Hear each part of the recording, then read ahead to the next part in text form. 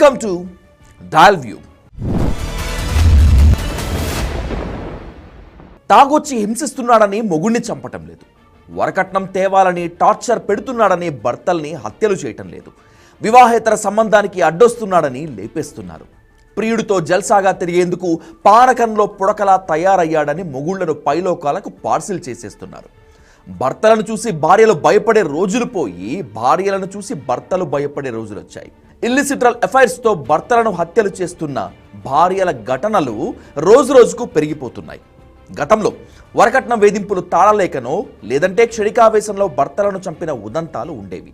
కానీ ఇప్పుడు అంటే ఈ మధ్య కాలంలో జరుగుతున్న భర్తల హత్యలకు ఏకైక కారణం వివాహేతర సంబంధాలే.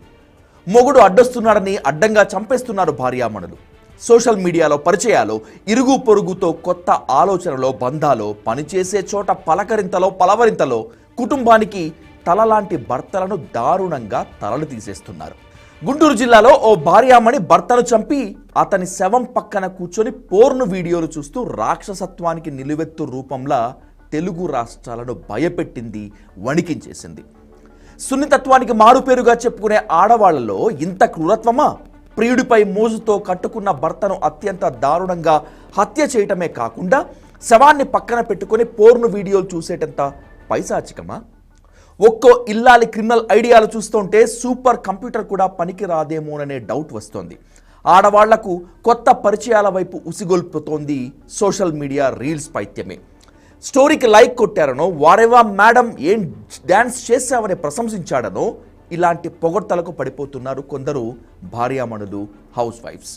ఆ పరిచయాలు కాస్త ఇల్లీగల్ రిలేషన్షిప్లా మారి దారుణాలకు దారి తీస్తున్నాయి అనే అంశం ఇప్పుడు విపరీతంగా డిస్కషన్ నడుస్తోంది.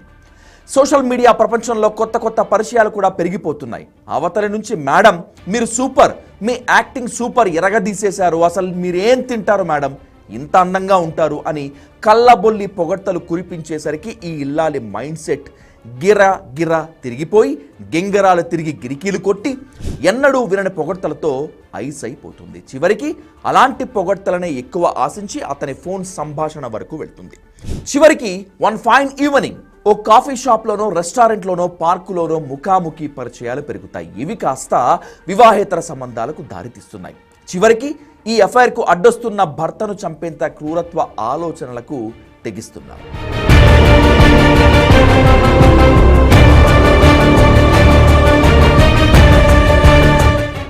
భార్యలు తమ భర్తలను ఎంత దారుణంగా, కిరాతకంగా హతమారుస్తున్నారో చెప్పేందుకు ఎన్నో ఉదంతాలు ఉదాహరణలుగా మన కళ్ళ ముందే నిలిచి భయపెడుతున్నాయి.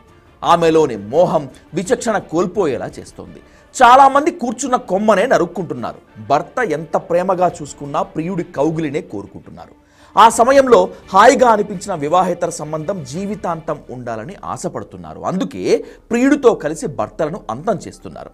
ఈ మధ్య ఇలాంటివి చాలా హత్యలు, అన్నింటిలోనూ భార్యలే నేరస్తులు. వాళ్ళ ప్రియుళ్ళు కూడా నేరంలో భాగమే. 3 ముళ్ళు, 7 అడుగులు, ముద్దులొలికే చిన్నారులు ఇవేమీ వాళ్లను అడ్డుకోలేకపోతున్నాయి. భర్తలను చంపుతున్న భార్యల్లో మెజారిటీ కేసుల్లో పశ్చాత్తాపం కనిపించడం లేదు. అసలు హత్య చేస్తే దొరికిపోతామనే భయం కూడా లేకుండా పోతుంది. ఎలాగైనా తప్పించుకొని తమకు నచ్చినట్లుగా బతకవచ్చు అనే ధోరణే కనిపిస్తోంది. భర్తల కారణంగానే తమ స్వేచ్ఛకు కళ్ళం పడుతుందనే భ్రాంతిలో ఉంటున్న భార్యలు అనుభవిస్తున్న జీవితపు విలువను గుర్తించడం లేదు. పైగా ఈ మాత్రం జీవితం కంటే మెరుగైన బతుకు బతకగలమనే పోకడ కనిపిస్తోంది. చివరికి జైల్లో చిప్పకూడు తప్పదని తెలుసుకోలేకపోతున్నారు. భర్తలను చంపితే మెరుగైన జీవితం గడపొచ్చనే ఊహలే కానీ వాస్తవంలో అది నిజం కాదు అనే విషయం కొందరు భార్యలకు అంతా అయిపోయాకే అర్థమవుతుంది. అక్రమ సంబంధం మనుషులనే కాదు మానవత్వాన్ని కూడా చంపేస్తోంది. తెలుగు రాష్ట్రాల్లో ఇవి మరీ ఎక్కువైపోయాయి. 5 ఏళ్లలో 2000 మంది భర్తలు భార్యలకు బలయ్యారు. ఒంగోలు జిల్లాలో జైల్లో ఉన్న భర్తకు బెయిల్ ఇప్పించి మరీ హత్య చేసి జైలు పాలైంది ఓ భార్య. నిజానికి పురుషాధిక్య సమాజంలో అత్యధిక బాధితులు మహిళలే, అందులో ఎలాంటి సందేహం లేదు. కానీ కొంతకాలంగా జరుగుతున్న హత్యల ఉదంతాలు ఇందుకు భిన్నంగా భర్తల ప్రాణాలు పిట్టల్లా రాలిపోతున్నాయి. తాగొచ్చి భర్త కొడుతున్నాడనే విసుగుతో చంపేస్తున్న ఘటనలు చాలా తక్కువ. డౌరీ హెరాస్మెంట్ను భరించలేక కొడుకు, పిల్లలతో కలిసి మొగుణ్ణి కడతెరుస్తున్న కారణాలు కూడా తక్కువే. భర్తల హత్యల్లో మెజారిటీ అంశం మాత్రం ఇల్లీగల్ అఫైర్సే. విశాఖలోనూ ఓ పెళ్ళాం మొగుణ్ణి ఇలాగే పైకి పంపించింది. నేరాలు ఘోరాల విషయంలో మహిళా సాధికారత పెరగటం ఆందోళనకు కారణమవుతోంది. చదువు, ఉద్యోగం, సమాజంలో మంచి హోదా, మంచి కుటుంబ నేపథ్యం ఇలాంటివి భార్యలకు మరింత ధైర్యాన్ని ఇస్తున్నాయా అనే సందేహాలు కూడా వస్తున్నాయి. అయితే ఇవేమీ లేని భార్యలు కూడా భర్తల్ని చంపటానికి తెగబడుతుండటం ఆశ్చర్యాన్ని కలిగిస్తోంది.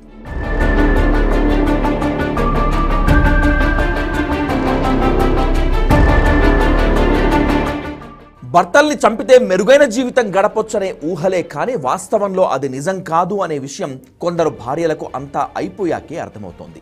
సోషల్ మీడియా కనెక్షన్స్, ఇరుగు పొరుగు పరిచయాలు, పనిచేసే చోట మాటలు, రకరకాల మలుపులు తిరుగుతూ కొందరు భార్యల్లో ఉన్న కిరాతకాన్ని వెలికితీస్తున్నాయి. ప్రొఫెషనల్ కిల్లర్స్ లాగా రెక్కీ చేసి మరీ భర్తల్ని చంపుతున్నారు. దారి కాచి చంపేవారు కొందరైతే అలవాట్ల ఆధారంగా హరి అని అనిపిస్తున్న వాళ్ళు మరికొందరు. గుట్టు చప్పుడు కాకుండా ప్రాణం తీసేసి శవాన్ని మాయం చేసి ఏమీ తెలియనట్టుగా పోలీస్ కంప్లైంట్ ఇచ్చే తేనె పూసిన కత్తులు ఇంకొందరు.